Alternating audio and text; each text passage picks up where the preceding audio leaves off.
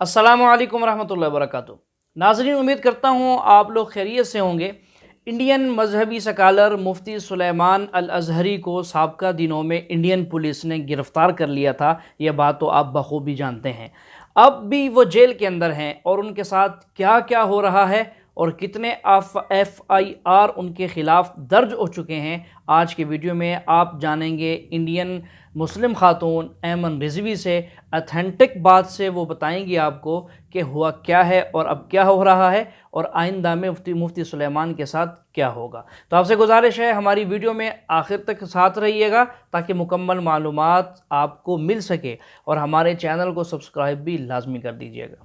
आप बताइए कि अगर कोई स्पीच में शायरी पढ़ रहा है, कोई चार मिसरे पढ़ रहा है, तो आप कह रहे हो कि भड़काऊ भाषण।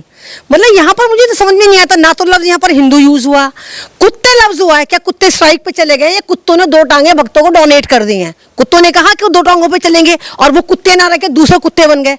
मतलब कुत्तों का लफ्ज आया है, आप चार टांगों वालों को किस तरह डिफाइन कर सकते हैं दो टांगों वालों पर? इसमें ना हिंदू आया है, ना इसमें भारत का नाम आया है, ना इसमें भक्तों का नाम आया है, ना इनमें किसी भी चीज का नाम नहीं है, लेकिन इन लोगों को बुरा लग रहा है। यही होता है जब कोई इनकलाब आने वाला होता है ना, तो इनकलाब आने के लिए सबसे जो अच्छा मेथड होता है वो शायरी माना जाता है कि मुख्तसर लफ्जों में आप अपनी पूरी लाइफ को एक्सपोज कर देते हो, पूरी लाइफ को तमाम लोगों के सामने स्प्रेड कर देते हो, फैला देते हो। जहां मुफ्ती अजहर ने ये वाली शायरी करी, ये कोई ऐसा तो नहीं किसी इंटरव्यू में कर रहे थे, कोई प्रेस कॉन्फ्रेंस थी, वो तो एक स्पीच चल रही थी, एक सभा चल रही थी, बड़ी हजारों की तादाद में वहां पर लोग थे। लेकिन प्रॉब्लम होनी बनती है। आप ये देखिए, जहां पर डंका पति का डंका बज रहा हो, जहां पर डंका पति के डंका बजने के बाद उनकी सभाओं में कोई आता ना हो, किस तरह वोटों की लूट खसोट करी जा रही है। आपने पंजाब में देखा किस तरह मेयर के इलेक्शन में बेईमानी हुई। वहां पर अगर शायरी करके आप लोगों के दिल में जगह बनाने की कोशिश करते हैं तो प्रॉब्लम होगी। और ये भी है, एक मिसाल ये भी है कि जब आपको सर्दी लगती है, आप कपकपाते तो आप सुकड़ना शुरू हो जाते हैं, और जो लोग सुकड़ते हैं, श्रिंक होते हैं, वो सुकड़ते सुकड़ते सुकड़ते बौने हो जाते हैं। और बौने जो होते हैं वो किसी भी इनकलाब को उड़ाने के लिए काफी होते हैं। हवा का एक झोंका आता है, एक इनकलाब आता है, इनकलाबियों की हवा आती है, रैली आती है और ये बौने उड़ जाते हैं। सेम उसी कंडीशन पर इस वक्त भारत के वो भक्त खड़े हैं। लेकिन सुरेश चौहान ने कहा कि गाली मुझे दी है। नहीं तो वो जो सुरेश चाणक्य होता कौन है, मुझे ये बताओ, ये नफरती गेंडा होता कौन है? ये जो एक नफरती गेंडा है जो लगातार आतंकवाद को प्रमोट करता है, मतलब हिंदू हृदय सम्राट है। नहीं को जगाते नहीं, आप हिंदुओं को नहीं जगाते, वो आतंकवादियों को जगाते हैं। वो देश का माहौल खराब करते हैं, वो तलवारें लहराते हैं, मुसलमानों को मारने की, काटने की बात करते हैं। उस जाहिल को, बेवक्त की पैदाइश को हर जगह जिहाद नजर आता है। अगर जामिया के स्टूडेंट टॉप कर लेते हैं तो जामिया जिहाद हो जाता है। अलीगढ़ के स्टूडेंट अगर कोई मूवमेंट करते हैं तो वहां पर एक दूसरा वाला जिहाद हो जाता है। मुसलमान अगर नमाज पढ़ते हैं तो नमाज का जिहाद बना देते। इसको तो जिहाद लफ्ज़ से इतनी मोहब्बत है, या ये कहिए कि इसका पूरा चैनल जो जिहाद पे ही टिका हुआ है। और लेकिन इस जाहिल को, बेवक्त की पैदाइश को, ये नहीं पता कि जिहाद का मतलब होता है लगातार संघर्ष करना, स्ट्रगल करना। तो इसकी बात का तो, और गधे की लात का तो आप यकीन मत कीजिए, इसको तो मैं एक पत्रकार भी नहीं मानती। ये एक ऐसा विरोधी चैनल है जिसके खिलाफ भारत के उन लोगों को जो भारत से मोहब्बत करते हैं, इसके चैनल पर और इस पर FIR लॉन्च होनी चाहिए कि ये एक ऐसा आतंकी चैनल है जो लगातार देश का माहौल खराब करता है। सुरेश चौहान के जैसे ही लोगों का जो है नतीजा है, उन्होंने आवाज उठाया था कि इन्होंने जो है पूरे धर्म को जो है अपमान किया है, उसकी वजह से उनकी गिरफ्तारी हुई है। क्या आपको ऐसा लगता है? नहीं, देखिए, ये आपने कहा ना भगवा गेंडा, इनको धर्म के बारे में कुछ नहीं पता। अगर आप इस भगवा गेंडे का इतिहास जाकर देखें तो ये अपने ऑफिस में काम करने वाले एक लड़की के साथ लगातार गलत काम कर रहा था, और जब उस लड़की ने थाने में जाकर इस पे FIR कराई और जब ये उठा तो उसने माफिया मांगी। एक हिंदू हृदय सम्राट जो खुद महिला का सम्मान नहीं करता, उसके साथ गलत काम करता है, उसका बलात्कार करता है और फिर धर्म का ठेकेदार बन जाता है। आपने जिस तरह कहा कि सलमान अजहरी ने जो है वो हेट स्पीच दी थी, वो हेट स्पीच नहीं थी। अगर सलमान अजहरी हेट स्पीच देते तो थाने में जाकर वो कहते आ यलगार मचा दो, आओ। जितने उनके चाहने वाले थाने के बाहर थे वो कहते फूंक डालो थाने को। क्या उन्होंने ऐसे बोला? उन्होंने माइक पकड़ा और अंदर से कहा अपने उन तमाम लोगों से जो उनके चाहने वाले, उनको सुनने वाले वहां पर गए थे थाने में ये दिखाने के लिए कि मुफ्ती सलमान अजहरी तुम अकेले नहीं हो, हम तुम्हारे साथ हैं। तो उन्होंने अंदर से क्या मैसेज कहा था कि मैं चोर, लुच्चा, लफंगा, मुजरिम नहीं हूं, मैं कानून पे यकीन रखता हूं। आप लोग लॉ एंड ऑर्डर मेंटेन करें, कुछ भी ऐसी हरकत ना करें जिससे मेरी और हमारी शनाख्त जो है मजरू हो। अगर मुफ्ती अजहर वाकई इतना इतना जबरदस्त हेट स्पीच देने वाला बंदा होता, वो तो यही कहता कि फूंक दो थाने को। जिस तरह भी आपने देखा मुरादाबाद में बजरंग दल वालों ने जिस तरह गायें काटी थी, और जब उस बंदे को पकड़ा गया था, जब एसएचओ को फंसाने के लिए वो सारा ड्रामा हुआ था, तो किस तरह इन हिंदू हृदय सम्राटों ने क्या बोला था, पुलिस एडमिनिस्ट्रेशन को जला दो, थाने को फूंक दो। अभी आपने देखा वो बलात्कारी, हिंदुस्तान का ब्रांडेड बलात्कारी आसाराम बापू के लिए किस तरह जंतर मंतर पे रैली हो रही कि हमारे बलात्कारी को छोड़ो, क्योंकि बहुत सारी लड़कियां तैयार हो चुकी जिनको उसको लूटना है। तो ये वाली बात दर्शाती है कि जिस तरह भारत में माइनॉरिटीज के साथ जुल्म हो रहा है, चाहे वो मुसलमान हो, चाहे वो दलित हो। आपने दलित को देखा था मध्य प्रदेश में किस तरह एक मंदबुद्धि दलित के ऊपर मुत्तन शुक्ला मूत देता है, उस पर कोई कार्रवाई नहीं होती, ना उसका मकान बुलडोज करा जाता। जिस तरह आप देखिए कि दिल्ली में अधर्मी द्वारा धर्म संसद सजाई जाती है और मुसलमानों के खिलाफ जबरदस्त तरीके से भाषण दिया जाता है, तो उस वक्त यहाँ का शासन प्रशासन क्या अंटा गफीलों के गुफा में पड़ा हुआ था। लेकिन एक सवाल है, सुरेश चौहान के कह रहे हैं कि उन लोगों का नाम नोटिस कर लीजिए जो मुफ्ती सलमान अजहरी के समर्थन में आवाज उठा रहे हैं, उनको रिलीज करने की बात। एक बात तो बताइए, भगवा गेंडा है कौन? ये तो धोबी का कुत्ता है, इसकी औकात क्या है? धोबी का कुत्ता घर का ना घाट का। मैंने कहा ना, ये इस तरह के भाषण देके उन बेचारे भोले भाले हिंदुओं को अपने साथ लाना चाहते, जिनको यही नहीं पता कि मुफ्ती सलमान अजहर कौन है, उनको बेवकूफों को यही नहीं पता कि भारत का मुसलमान है कौन, उनको यही नहीं पता कि भारत में उलमाओं ने आजादी में कितना बड़ा योगदान अदा करा। आपने देखा कि अधर्मियों द्वारा उत्तर प्रदेश में धर्म संसद सजाई गई थी, आजादी मुसलमानों को मारने की बात करी गई थी। आजादी की लड़ाई में तो जो है क्या नाम है, सुरेश चौहान का कि दादा परदादा भी होंगे। नहीं, इसके तो सर की जू तक नहीं आजादी में गई। हाँ, ये वो लोग हैं जिन्होंने अंग्रेजों की दलाली और गुलामी करके भारत में मुसलमानों को और भारत की आजादी में देर से मिलने की वजह जो बने, यही लोग बने। अगर ये वाकई भारत के लिए सक्षम होते या भारत के लिए वफादार होते, तो इनके चैनल पर लगातार भारत को जोड़ने की बातें चल रही होती। भारत का मुसलमान भारत का है और भारत का वो मुसलमान, अगर आपको यकीन नहीं है चलिए इंडिया गेट चलिए, इंडिया गेट चलते हैं, वहां पर 72% मुसलमानों के नाम है जिन्होंने आजादी की राह में कुर्बानियां दी, फांसियों पे झूल गए। जिसमें दारुल देवन का अगर आपने नाम सुना हो, दारुल देवन के नियर अबाउट 40,000 उलमाए इकराम थे जो आजादी के लिए फांसी पर लटक गए थे। तो ये लोग आजादी की बात करते हैं, ये गुलाम लोग आजादी की बात करते हैं। लेकिन इस तरीके से नफरती बयान देना, जहरीली बयान देना ठीक है? जी हाँ, 40,000 उलमाए कराम थे जो आज़ादी के लिए फांसी पर लटक गए थे। ये एक हकीकत है, इस हकीकत को झूठ समझा जाता है। लिबरल किस्म के लोग इसको मानने पर पूरा इनकार कर देते हैं।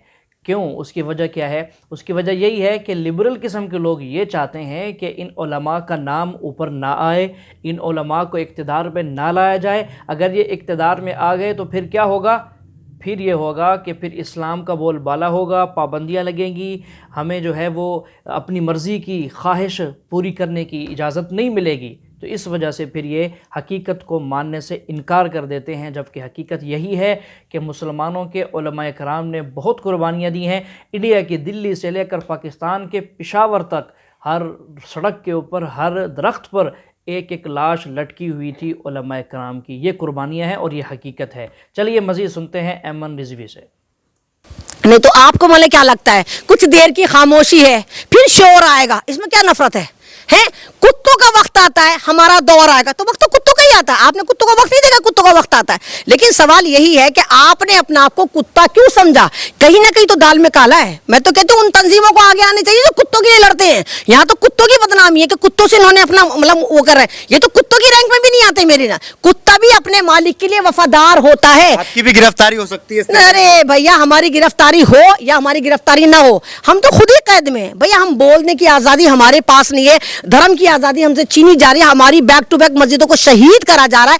दिल्ली में जिस तरह 1000 साल पुरानी मस्जिदों को बुलडोज करा जा रहा है बिना, आप ये देखिए कि बिना किसी नोटिफिकेशन के, उत्तर प्रदेश में जिस तरह मदरसों को शहीद करा जा रहा है, तो ये वाली बात दर्शाती है कि हिंदुस्तान में मुसलमान का जो जेनोसाइड होने की पूरी तैयारी है, हम उसके दहाने पर खड़े हैं। अरे प्रधानमंत्री मोदी कहते हैं कि सबका साथ सबका विकास, मुसलमान भी हमारे भाई हैं। आपको तो बहन कहते हैं मोदी जी। देखिए, मोदी जी की बहन है। मैंने कहा ना, मोदी क्यों खतरा है? मोदी जी जुमला जीवी हैं। मोदी जी सिर्फ जुमले फेंकते हैं। आप देखिए कि आरएसएस का जो संचालक है मोहन भागवत कहता है अपने इन अधर्मियों से कि हर मस्जिद के नीचे शिवलिंग मत ढूंढा करो, उसके बावजूद ये ढूंढते फिर रहे हैं। तो ये सारा का सारा हाथी के दांत खाने के अलग और दिखाने के अलग है। अब ये लोग इतने डर गए हैं 24 से आने से पहले पहले या तो सरकारों को गिरा रहे हैं कि यहाँ मध्य प्रदेश में गिरा दें, तो झारखंड में गिरा दें, तो बिहार में खेला कर दें। उसके बावजूद भी ये डरे हुए हैं कि कहीं हम हार तो ना जाएं, और हारने के डर से इनके पास सिर्फ एक ही मुद्दा है कि धर्म के नाम पर लड़ाओ। और अंग्रेज भी ये करते थे, फूट डालो और क्या लग रहा है कब तक जो है मुफ्ती सलमान अजहरी को रिहा कर दिया जाए? जी वालेकुम सलाम, कैसे हैं पठान भाई? आपका बड़ा एहसान और करम है, मेरी माँ बुजुर्गान है, आप जैसे लोगों की दुआ है। भाई ये बताइए मुफ्ती सलमान अजहरी का क्या रहा? आप तो कल थाने में थे। नहीं, उसी में चक्कर में आज उधर कोर्ट में पेश किए थे और एक एफआईआर उनके ऊपर लॉन्च किए सेकंड। अच्छा, सेकंड भी कर दिए? हाँ, अभी वही तो बताएंगे ना उनको। जी। तो हमारी कामयाबी की उम्मीद कितनी है गोगा भाई? देखिए, कामयाबी की उम्मीद तो अल्लाह से है, अल्लाह की साथ पूरा भरोसा है। अभी यहाँ से जो टीम अपनी जाएगी, अभी देखते हैं वो क्या होता है। मैं उसी में लाइनअप पे लगा हूँ, मैं आपको रात में फुर्सत से अपडेट देता हूँ ना पूरा। जी बिल्कुल गोगा भाई, मुझे बताइए क्या हुआ। और हम आपके साथ हैं और मैं लगातार इस पे इंटरव्यू भी दे रही हूँ, लगातार मैं छोटी छोटी वीडियो भी बना रही हूँ। हमें उम्मीद है कि हम कामयाब होंगे और हम फिर जीतेंगे, वाकई हमारा दौर आएगा। आमीन आमीन आमीन, हकीकत में आएगा। चल शुक्रिया भाई गोगा भाई, शुक्रिया मेरे भाई। क्या कहा उन्होंने? ये गोगा खान पठान थे जो पुरानी फिल्मों में आपने देखा होगा, मोस्टली फिल्मों में विलन का रोल प्ले करते थे और ज्यादातर ये मिथुन की बहन को लेकर भागते थे। तो ये भी इसमें प्रोसेस में लगे हुए, थाने वगैरह में लगे हुए। कल भी पूरे दिन थाने में रहे और अभी भी ये कह रहे हैं कि एक और फर्जी एफआईआर लॉन्च कर दी है मुफ्ती सलमान अजहरी के ऊपर और कोर्ट में पेश भी करा गया। लेकिन ये भी कह रहे हैं कि हमें अल्लाह पे यकीन है और अल्लाह ताला हमारी मदद करेगा और मुफ्ती सलमान अजहरी भी बिल्कुल इसी तरह बाइज्जत बरी होकर बाहर आएंगे जैसे मौलाना कलीम सिद्दीकी साहब बाहर आए थे। अच्छा, ये बताइए कि दूसरा एफआईआर क्यों किया गया इनके ऊपर? देखिए, फंसाने के लिए तो जाहिर सी बात है, आप जितनी ज्यादा एफआईआर करेंगे और जितनी ज्यादा आप एक्ट लगाएंगे तो क्योंकि स्टेप बाय स्टेप होता है। अगर आपने एक एफआईआर करके 4 दिफाएं लगाई तो 4 केस आपने रजिस्टर कर दिए, तो पहले आपको एक केस से बरी होंगे, फिर दूसरे केस से बरी होंगे। तो उसमें ना हिंदुस्तान का जुडिशरी, आपको पता होगा हिंदुस्तान का जुडिशरी सिस्टम पूरी दुनिया में सबसे ज्यादा लेंथी जुडिशरी माना जाता है, सबसे ज्यादा बहुत जबरदस्त माना जाता है, बहुत बड़ा है। और हिंदुस्तान का जुडिशरी ही सबसे अमीर जुडिशरी माना जाता है पूरी दुनिया में। तो कितना उम्मीद लग रहा है कि देखिए रिहाई तो इंशाल्लाह होगी और वो जहां पर है हम उम्मीद करते हैं कि वहां पर भी वो मतलब लगे हुए हैं, उनके वकील लगे हुए हैं। देखिए, उनके वकील भी लगे हुए हैं, सोशल एक्टिविस्ट भी लगे हुए हैं, मीडिया कर्मी भी लगे हुए हैं, एक्टर भी लगे हुए हैं और आपके बगौल कांग्रेस पार्टी भी लगी हुई है और हमारे बगौल AIMIM भी लगी हुई है, वैसे साहब भी लगे हुए हैं, वारिस पठान भी लगे हुए और हिंदुस्तान के साथ तमाम दुनिया के वो लोग भी लगे हुए जो मुफ्ती सलमान अजहरी को पसंद करते हैं और उनके लिए दुआ गो हैं। लग रहा है जल्दी रिहाई मिल जाएगी इंशाल्लाह, बहुत जल्दी रिहाई होगी, बहुत जल्दी रिहा होगी। और ये जो कैद है ना, ये एक तरह का इम्तिहान है। नहीं, ताला टूटेगा और अपना भी दौर आएगा। जी हाँ नाजरीन, ये थी ऐमन रिजवी की अपडेट्स, हालिया ख़बरें जो उनके साथ हो रहा है। मुफ्ती सुलेमान अल अज़हरी कैद के अंदर हैं और ये के बाद दीगरे एक से एक उनके ऊपर जो है इल्ज़ामात लगाए जा रहे हैं और पर्चे काटे जा रहे हैं। मज़ीद उनको फंसाने की पूरी प्लान के साथ कोशिश की जा रही है कि वो किसी भी सूरत में बाहर ना निकल पाएँ, इसी हालत में जो है वो ज़िंदगी ख़त्म हो जाए उनकी। तो नाजरीन, हमेशा हक़ जो है वो बुलंद होता ही रहता है, वक्त आता है हक़ वालों पर वो वक्ती तौर पर दब जाते होते हैं, हालात आ जाते होते हैं, लेकिन हमेशा बोल जो बाला हुआ है वो हक़ का ही हुआ है और बातिल हमेशा नेस्तो नाबूद हुआ है। ठीक है, आज इनका वक़्त है, जैसा कि उन्होंने शेर में कहा था कि आज कुत्तों का दौर है, कल हमारा वक़्त आएगा। तो आज इन लोगों का दौर है, कर गुज़रें जो ये कर सकते हैं और जब फिर हमारा वक़्त आएगा अल्लाह ताला की मदद से, अल्लाह ताला के फ़ज़ल से, फिर जो हमसे हो सकेगा हम भी करेंगे। तो नाज़रीन, ये थी आज की अपडेट्स मुफ्ती सुलेमान अल अज़हरी के मुतालिक। आपसे गुजारिश है कि इस वीडियो को ज़रूर शेयर करिए, इस वीडियो के लिंक्स भी, इस वीडियो को भी आप शेयर करें ताकि ज़्यादा से ज़्यादा लोगों को उनके हालात की ख़बर मिले और ज़्यादा से ज़्यादा लोग उनके हक़ में खड़े हों और जल्द ही फिर मुफ्ती सुलेमान अल अज़हरी को इंडियन गवर्नमेंट जल्द ही रिहा कर दे। तो आपसे गुजारिश है वीडियो को लाइक और शेयर भी कर दें, और आप नए हैं तो हमारे चैनल को सब्सक्राइब कर दें ताकि रोज़ के एतबार से आपके पास अपडेट्स पहुँचती रहें।